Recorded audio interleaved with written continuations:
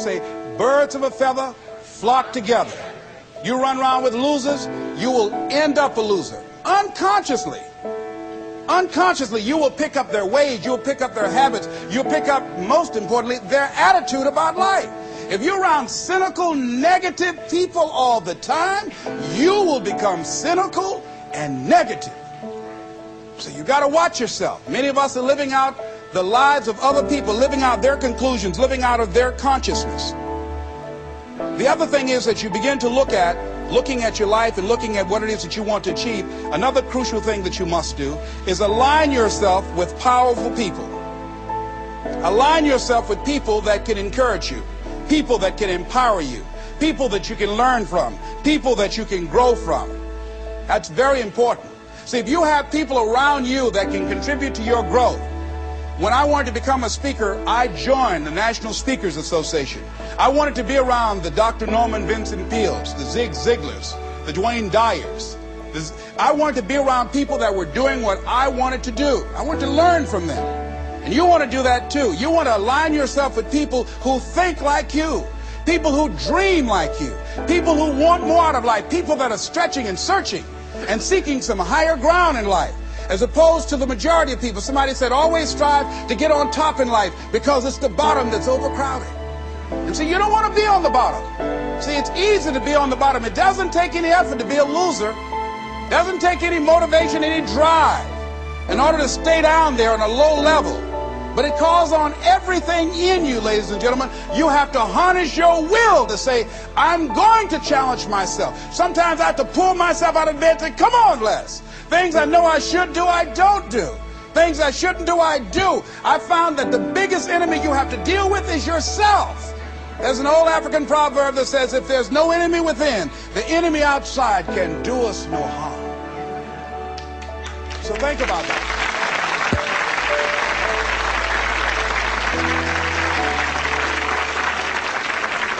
So as you begin to look toward making this your decade, as you begin to look toward making your life different, as you begin to look at yourself, you've got to redefine yourself. Who are you right now? And who must you become in order to create what you want? What has to change about you? What is it that you're doing right now that would be a liability for you? As you begin to look toward the future and take inventory of yourself, what is it about you right now that you've got to leave this behind because this no longer fits? Looking at where you want to go and the kind of person that you must become, the kind of standards that you have for you. What is it that you must do differently? Repeat out to me, please. If you want to keep on getting what you're getting, keep on doing what you're doing.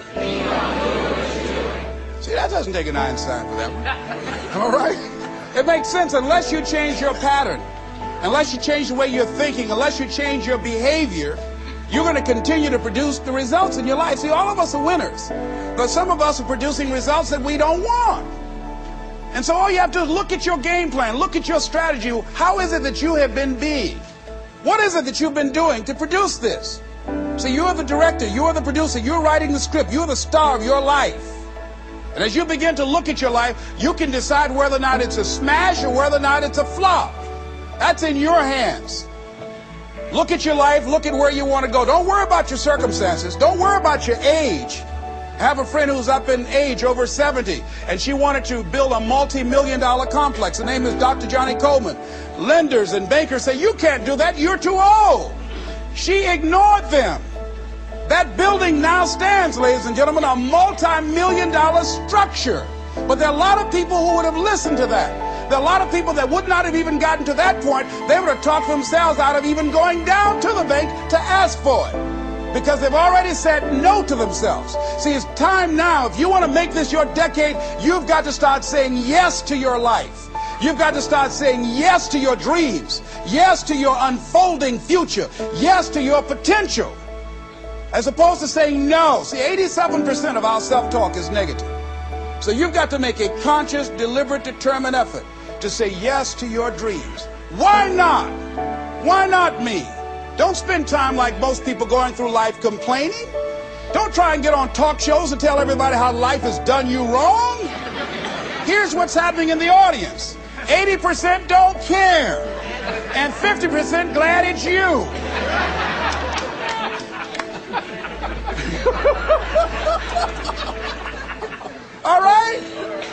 So when you know that, you don't go around crying, oh, you know what they did to me? Who cares?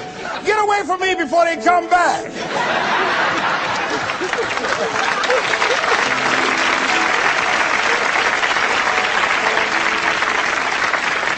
I had a friend of mine that said something that's very important. He said, hey, it doesn't matter what happens to you. The only thing matters, what are you going to do about it? That's all that matters. Okay, life knocked you down. What are you going to do about it? How long are you going to sit there and say, you know what they did to me? How long? Who wants to hear that racket? Use that energy to get up from there and move on and get on with your life. You got to learn to let the past go so you can grow. Many people never act on their dreams because they allow their past experiences to determine what their possibilities are. Whatever you've done in the past, that's not a reflection of your possibilities. That's just a reflection of your consciousness. That's just a reflection of your development and your growth. The future is unfolding for you right now. The future is unlimited for you right now. No one knows where you can go. No one knows what you're capable of or what's possible for you. You don't even know that. I had no idea, ladies and gentlemen. No one could have convinced me that I was able to do this. I'll never forget, I was speaking in Detroit, and a high school friend of mine saw me afterwards, and he was backstage. He said, I can't believe it's the same person. And I thought for a moment, and I said, it's not. The person you know, he's gone. He doesn't live here anymore.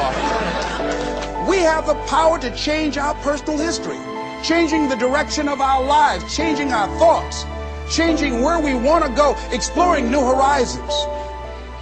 So as you begin to look at this decade and affirming that this is your decade, as you set goals that will make you stretch, that will bring out the best in you, as you begin to remove the negative, toxic people from your life, as you decide to take some chances in life, and that's one of the things that's very important. Viscard said, if you're not willing to risk, you cannot grow.